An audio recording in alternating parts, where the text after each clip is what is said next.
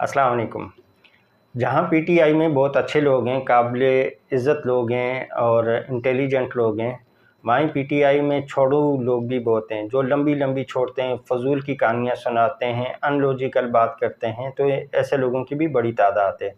जैसे अभी केपीके का एक मिनिस्टर है, इंफॉर्मेशन मिनिस्टर, तो वो उसने बीच में एक शोशा छोड़ा था कि हमारे यहाँ गर्मी इसलिए होती है कि चाइना ने अपनी तमाम मशीनरियों के जो सलेंसर हैं उनका मुंह पाकिस्तान की तरफ किया, जिससे केपीके में गर्मी होती है। फजूल की लॉजिक अपने पास से पता नहीं कहाँ से सो के उठ के आते हैं, अपनी उल्टी सीधी कहानी करते हैं। एक और बयान था, हमने कर्जा लिया तो डॉलर महंगा हुआ तो इससे हमें फ़ायदा होगा। अरे भाई, आपने जब रिटर्न करना है तो भी डॉलर में करना है। अगर आपने डॉलर में पेमेंट ली है तो रिटर्न भी तो डॉलर में करनी है, फ़ायदा कहाँ से होगा जी?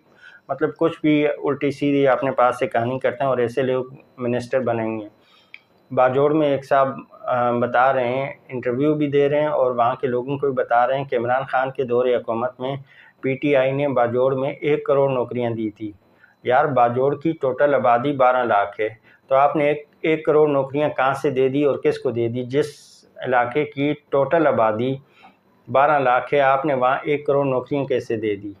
हद है।